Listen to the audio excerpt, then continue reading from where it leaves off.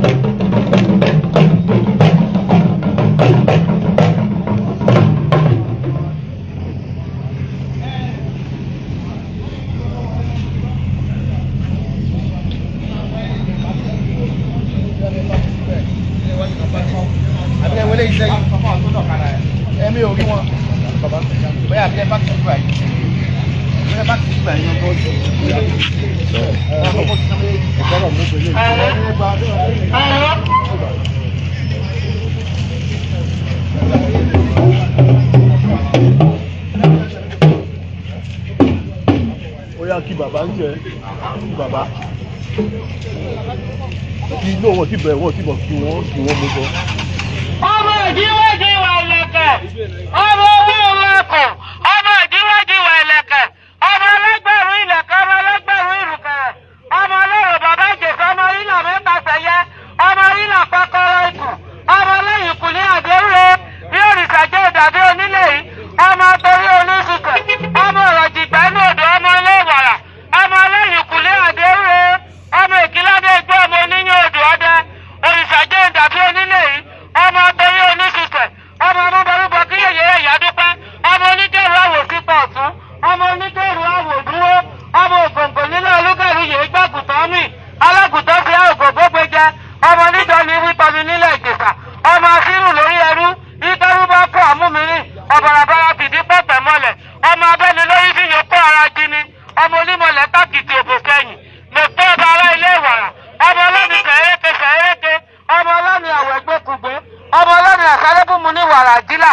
ọmọ ọlọ́ni àdéhùrè ọmọ ọlọ́ni àbúwẹ́mọyè ọmọ ọlọ́ni kọ̀tẹ́rẹ́ àjòjì òwẹ̀sẹ̀ àjòjì bá wọ̀sẹ̀ níbẹ̀ ìbọnà bí a ṣe abẹ́rẹ́ nìkan ló wẹ̀sẹ̀ níbẹ̀ àwẹ̀túwẹ̀tọ́ ẹ̀kẹ́ ọlọ́tọ̀ ògiri òkè ọmọ arúgbàdo làdé èsèbi lóbi parí àṣẹ̀dálẹ̀ yìí ní nílé odò ọmọ olómìta wíríwírí ara ta nílé odò ọmọ òrùkú gbó orídìí àbìsẹ́pá wèrè ọmọ òrùkú gbó orídìí àbẹ̀dọ̀ yíyìn ọmọ ẹkùn gọ̀lọ̀kẹ́rì létí ọlọ́wọ́ ọmọ ẹkùn gọ̀lọ̀kẹ́dẹ̀ wéégele ọmọ amúnimọ́pa òkú ẹni ọmọ erin adodo ọmọ ọ̀pọ̀lọ́bìnrin tẹ̀kọ̀ tó forí sẹ́bẹ̀jì ní gbòkè òyì kẹ̀kẹ́ lókè ìta ó fi tọ́ gbẹrẹgùn fún ọmọge akọ́lé mọ́rìpó ọmọ ògògbò nílẹ̀ olúgẹ̀rú ọmọ màmá àti ẹgbẹ̀rú kábíyèsí o.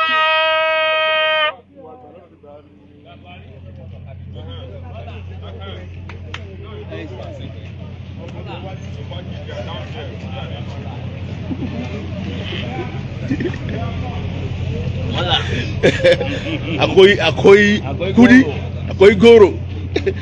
Ẹ̀rọ àjẹgóró eyín yóò pààrọ̀. Eyín yóò. Àwọn fi toothpaste fọ́ ni. Èmi ò gbọ́ fún fóònù bàbá o. Ẹ gbọ́dọ̀ gbọ́ òun tàbí bàbá yẹn ló mọ wọ́n ti mú bàbá. Ní tèmi ni.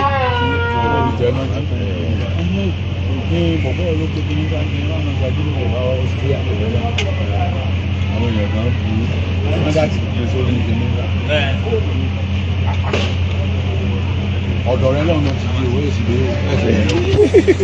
ọlọ́mọdé ọjà. Yeah, lovers all over the world, ẹ̀yin tí ẹ bá ṣe ń darapọ̀ mọ́ ìkànnì wa yìí, so update tí a mú wá fún yín náà ni update ọba Adéṣuyì Clement Astrop Ọwá of Ìjẹ̀ṣà land. So gbogbo update yẹn náà ni ẹ máa rí wò lórí ìkànnì wa, so ẹ darapọ̀ mọ́ wa kẹ́ ẹ subscribe. So we love you all, thanks for watching.